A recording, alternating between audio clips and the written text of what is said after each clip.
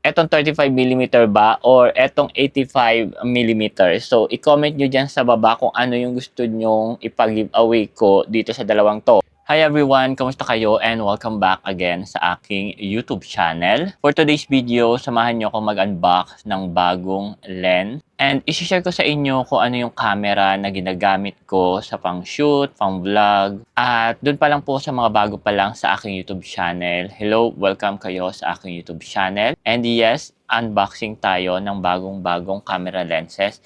And this is my third lenses po na nabili this year. Grabe yung gastos ko for today's video. But anyway, to improve my content and para na rin to sa mga upcoming event or mga upcoming nagala ko, kaya ako nag-upgrade sa lenses na to. I-share ko na rin sa inyo na meron na akong dalawang camera lenses. Yung unang-una kong nabili this year, siguro mga first week ng May, ay etong Viltrox 85mm. Ito is pang full frame pero crop sensor lang yung aking camera. And then the next one is ang Viltrox 35mm autofocus. Ito is best siya sa mga photo shoot at ito yung gagamitin ko sa upcoming event ko this Sunday kasi meron akong isushoot na 7th birthday sa may Jollibee dito sa may amin. So, ito yung gagamitin ko, 35mm. And then, ito kasing 85mm is pang malayuang shot lang to guys. At grabe, sobrang solid ng mga kuha neto pagdating sa mga portrait photography, lalo-lalo na yung mga, ano bang tawag doon? Basta mayroong tawag doon sobrang sharp ng kuha netong lenses na to at sobrang ganda. Talagang sobrang solid niya. Yun lang medyo may kabigatan etong lenses na to at mamaya ipapakita ko sa inyo kung ano yung kanya itsura. And the next new member of the family ng ating bagong lenses is eto siya guys. So kahapon siya dumating ng hapon and we decide na ngayon siya i-film. So eto naman is a 15mm. So kasi ginagamit ko din pang shoot yung aking camera na Sony. Ginagamit ko siya pang content sa aking TikTok and then pang vlog dito sa ating YouTube channel. So ang gamit ko pala ngayon is yung aking action camera. Ito yung aking camera. So, ang camera ko is a Sony ZV-E10. Is a crop sensor. So, hindi siya full frame. And then, nakakabit dito yung kanyang lenses. At itong lens na nakakabit dito is 85mm na Viltrox. Ito siya, ganyan siya kalaki at ganito siya ka-solid. Sobrang ganda ng image quality ng 85mm. Kaya sobrang mahal na mahal ko itong 85mm na to. At as in, kahit malayuan talaga, kuhang-kuha niya. As in, sobrang solid kahit hindi na sa i-zoom. And by the way, i-share ko na sa inyo yung kauna-unahang lenses na nabili ko dito sa aking Sony ZV-E10 is yung Sigma 18 to 50mm. So, zoom lens siya. So, naibenta ko na siya last month. Kaya ako nag-upgrade dito sa lenses na to sa 85mm. And ito yung una kong nabili pagkabenta ko ng Sigma. And then, nung meron nagpakuha sa akin or may magpapapicture sa akin is doon ako nag-decide na bumili ng 35mm para hindi ako mahirapan na umatras-atras kapag ito yung gamit ko, yung 85mm.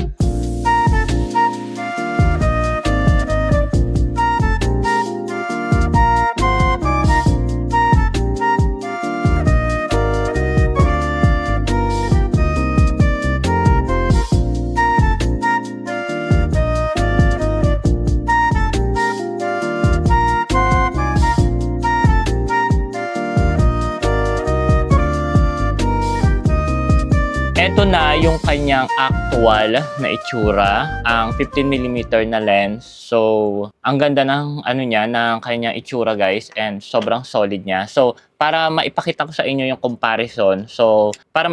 inyo yung comparison. So, ito yung 15mm and then this the one is yung 35mm. So, ipapakita ko din sa inyo kanya itsura. So, ayan siya. Ito yung 15mm and then ito yung 35mm. So, kung mapapansin nyo dyan, ito kasi is meron siyang lens protector or meron siyang parang filter dito para in case of emergency or kung ano man ang mangyari is ito yung unang tatamaan niya. Kaya parang medyo nagre-reflect siya dyan guys. So, ito, meron din naman ako ilalagay dito kaso manggagaling pa siya dito sa 85mm 85mm. So, ito yung 85mm, and then ito yung 15mm, and ito yung aking 35mm. At isi-share ko na rin sa inyo guys na nagde-decide ako or nag-iisip ako kung ano yung ipapa-giveaway ko dito sa tatlong lenses na to guys. Kasi ito, binibenta ko tong 85mm. So, ang sabi doon sa comment section nung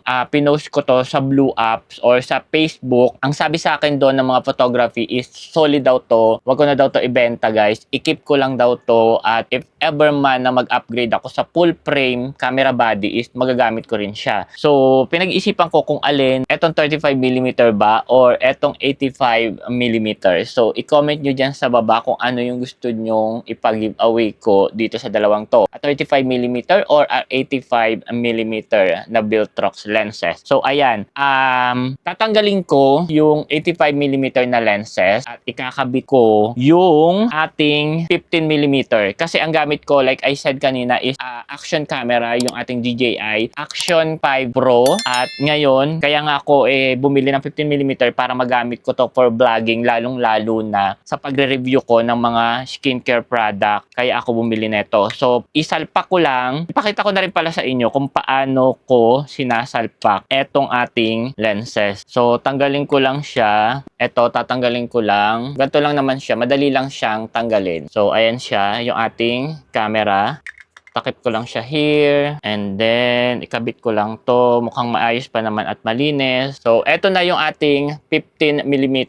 At wala yung wala yung kanyang battery at saka yung memory card. So, kunin ko lang sa lagayan and then set up na natin. Nakabit ko na yung ating bagong lens sa ating camera body. At grabe guys. So, upon checking, sobrang solid ng lenses na to guys. Pagdating sa vlogging. So, check ko siya kanina dyan. So, nag-selfie ako ng ganyan-ganyan. At grabe, ang ganda. Sobrang solid netong 15mm. At ipapakita ko siya sa inyo kung gaano siya kaganda. Ayan o, malapitan lang siya guys, pero kuhang-kuha niya na talaga yung buong mukha ko. Kung i-compare kasi dito sa 35mm, eto nung nagamit ko siya for vlogging, as in, ang layo niya kasi 35mm siya. So, talagang iba yung capture netong 35mm kung i-compare dito sa 15mm. So, etong 15mm is tatry din natin siya for photoshoot sa labas. But now is pagpapalitin ko yung aking action camera. So, papakita ko sa inyo kung paano yung setup ko dyan. Ang gamit ko ngayon ay etong ating Sony na camera. So, ito yung ating setup ngayon, guys. So, at you can see, ayan. So, maliit lang siya, action camera, yung ating ilaw, ayan, yung itsura ng kwarto ko. So, mamaya, ayan, i-set up na natin ito. So, pagpapalitin ko na silang dalawa. Action camera, and then ito yung ating Sony camera. Hi guys, welcome back. So, gamit na natin yung ating Sony camera with the new lenses na Viltrox 15mm.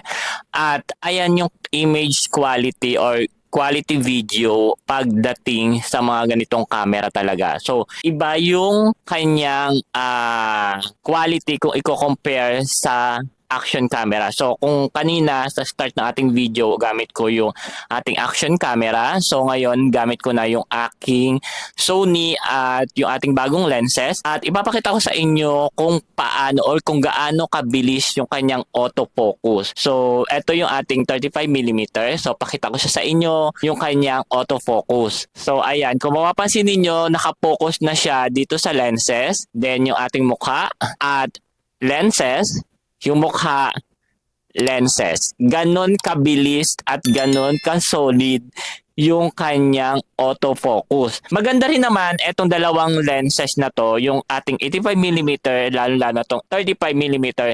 Pag ginamit ko to sa pag-vlogging at ikinabit ko na siya dyan, guys, sobrang lapit na talaga. As in, mukhang-mukha ko na yung makikita ninyo. Kasi nung ginamit ko to, ang layo ng camera ko at medyo nahihirapan ako pagka malayo yung camera ko. Kaya we decide na bumili ng 15mm. At gaya ng sabi ko sa inyo kanina, so nag-iisip ako kung ano yung ating ipapa-giveaway na lenses. Siguro etong mga video na to or etong video na to is kailangan kong i-share din mismo doon sa mga FB pages or FB page ng mga freelancer para at least kahit papaano is marami makapanood. So I think 85mm yung ating ipapa-giveaway. So kung dadami yung views, papag-giveaway natin, gawa tayo ng next video. And then this one is kailangan ko siyang i-keep dahil ito yung mas gagamitin ko pagdating sa photography. Pero I swear guys na sobrang solid netong 85mm na to guys. As in sobrang ganda neto pagdating sa portrait photography dahil yun yung isa sa pinaka nagustuhan ko or pinaka gusto kong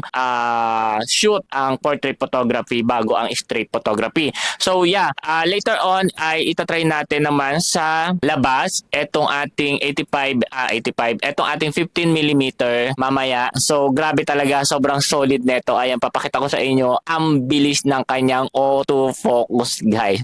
Ay grabe, kung alam nyo lang guys, yung iba yung nararamdaman ko ngayon. So but anyway, ayan, sana nagustuhan nyo ang video na to. Ayan, dun sa mga bago pa lang, kung hindi ka pa nakasubscribe, please consider to subscribe to my YouTube channel. I-click nyo tabing bell notification para updated ka sa mga bagong video na aking ina-upload. At magkita-kita ulit tayo sa ating susunod na vlog. At yeah, sana dumami yung views netong ating unboxing ng Viltrox na lenses at para mapag-giveaway na rin natin etong 85mm. So I promise to you guys na ipapag-giveaway ko etong 85mm soon. So ayun lang guys, thank you so much. Maraming salamat. Magkita-kita ulit tayo sa ating susunod na vlog. Again, thank you so much and see you on the next vlog. Bye!